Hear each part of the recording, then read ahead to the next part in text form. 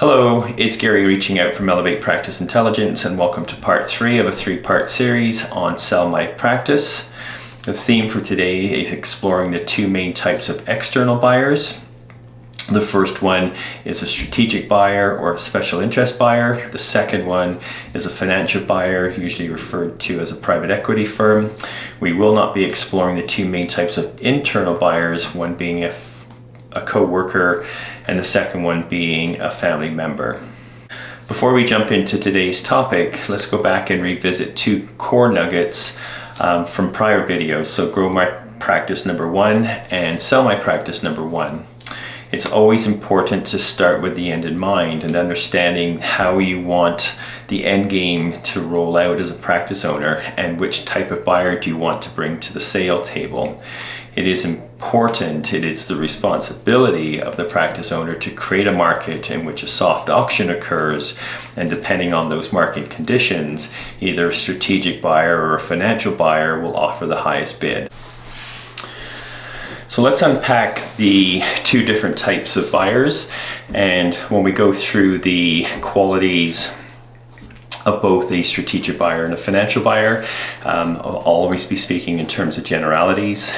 Buyers never act with 100% certainty to behave a certain way. It's all driven by the market conditions that are favorable to the buyer with each specific acquisition opportunity. So let's start with the strategic buyer, also known as a special interest buyer. And some of the qualities are that the buyer is typically within the same industry. So we've got a few examples of Shoppers Drug Mart buying Lifemark Health, and we've got TELUS Health buying LifeWorks, two of the most recent large acquisitions done within the same industry. The strategic buyer is usually a competitor, and we saw that back in 2020 in the Canadian market, where the largest private physio company in Canada bought the third largest physio company in Canada, so usually a competitor. They usually offer a higher multiple on the maintainable earnings. A top objective of a strategic buyer is looking for an acquisition target that can be quickly absorbed into operations or their ecosystem. They'll be looking for economies of scale that are both hard and soft. When we talk about hard economies of scale, we're talking about redundancies in team members, and we're looking for that $1 saved in cost equals $1 put to the bottom line. So there's a 100% drop of $1 saved with manpower redundancies as it drops to the bottom line. And then there's the soft side of it, where you have to apply a revenue. So if you're expanding a geographical reach of a service or a product, there's always going to be the sales minus the cost of sales to give you that drop. So you might look for $1 in savings in revenue, which equates to maybe 30 or 40 cents that drops to the bottom line. So it's that absorption of an acquisition target into the matrix or the ecosystem of the acquiring company. There's going to be redundancies and there's going to be growth in revenue, both opportunities to drop dollars to the bottom line or cents to the bottom line. A really important component of why a strategic buyer acquires an acquisition target. With strategic buyers, they often incorporate both an offensive and defensive posture in the marketplace. One, on the offensive side, this is all about the geographical expansion and reach of a new service, a new product, or even the same product just across a broader geographical region. And then on the defensive side of it, you're looking at how do you acquire competitors and take them off the board, and how do you continue to create greater barriers of entry for a competitor to come into a space, whether it's a B2B space or if it's a B2C market. So the last point on a strategic buyer is that the buyer will typically make the leadership team that was acquired redundant over a certain number of years. There might be a fixed and contingent buyout clause where the owners stay for a period of 1, 2, or 3 years, but typically at that point that's 100% buyout of the owners. And what typically happens, typically is the key word, is that the owner may assume a clinical role, the owner may assume a exit strategy from the parent company, or On a less frequent basis, the owner stays on in a leadership capacity. So typically 3 different ways that a leader has for their time with the parent company after a fixed and contingent period is finished. The second type of external buyer is the financial buyer, often referred to as a private equity buyer. And you will see the very stark difference between what I was describing as a strategic buyer versus a financial buyer. The financial buyer is typically not in the same industry. It is typically not a competitor. It is typically not looking for strategic operational alignment. With a financial buyer, they are looking and evaluating a acquisition target as a standalone entity and not as something that gets absorbed into a broader parent company. They typically do not pay the highest multiple because there are not the economies of scale, and that's typically, I said earlier, that the market conditions could create a soft auction where the financial buyer is the highest bid, and then it would be up to the acquisition target to decide which option is best for them. Typically, financial buyers are looking for acquisition targets that have high growth potential, or they've just gone through a 2 or 3 year of quite low performance, so there's a strong upside. Financial buyers are typically looking to flip that business after they've owned it from a period of 3 to 5 years. They're always looking to buy 51% plus, but they're very often will not buy 100% of the practice that they've acquired. They are strong into developing their financial protocols into the back office of the business that they've acquired. They will put extreme resources into the development of the leadership team to execute on a strategic and an operational plan to get that profit achieved over the 3, 4, 5th year mark of owning that business. I hope the descriptions of the strategic buyer versus a financial buyer made sense to you.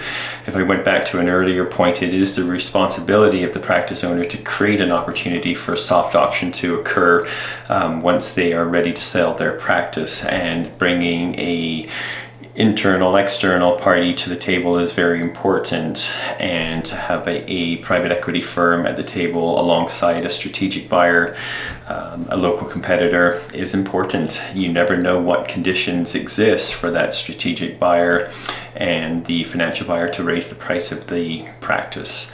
So important to understand the differences between the 2 big types of external buyers, but also don't forget about the internal buyers as well, the family members and the co-workers within the practice. I also mentioned that I would briefly touch on different types of deal structures, and if I just put it in a box to start with, deal structures are all about mitigating risk for the buyer.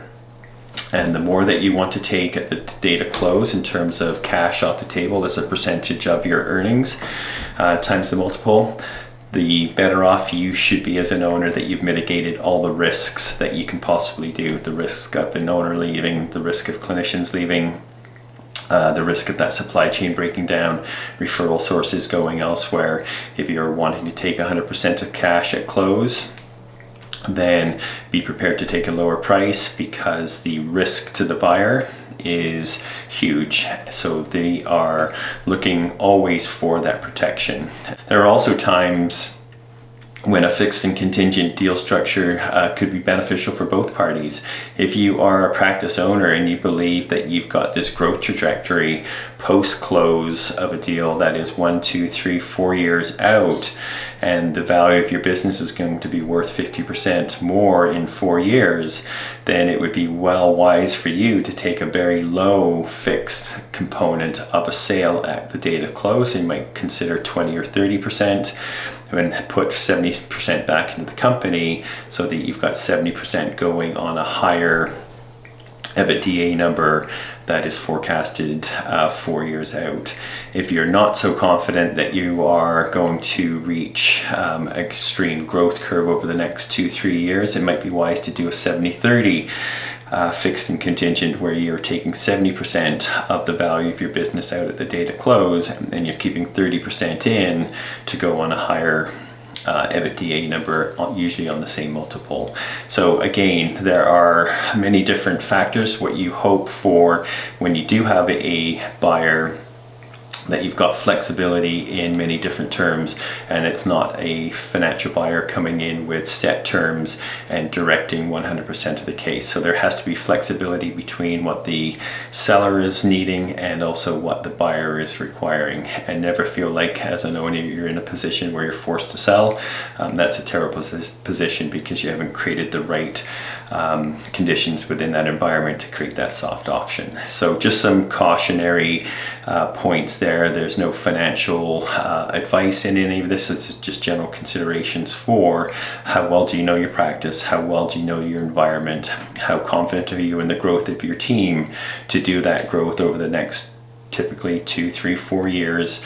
And always do what's right for you, and don't be directed by a strategic buyer or financial buyer that there's one way of doing things. That's the only advice I've got on the deal structures. Always seek more advice from your CPA or your legal counsel in that regard. So appreciate the time today. I hope that made some sense, where you've got the greater clarity on the difference between a strategic buyer and a financial buyer, a little bit about deal structures. And then that's it for part 3 of a 3-part series on Sell My Practice. Stay tuned. I am now going to be launching a 3-part series on Start a Practice, which is going to be able to offer a clinician that's new to the practice or new to ownership, where they've got a starting point to come through all the verticals within Elevate Practice Intelligence. So we'll have startup, we'll have growth, and then we'll also have that exit and succession planning. So stay tuned for the 3rd vertical, startup. If you know any physios that are eager to get into the private practice world as a clinic owner, happy to talk to them on a free consultation. And stay tuned for more information coming from videos and blogs from Elevate Practice Intelligence. Thank you, and we'll chat soon.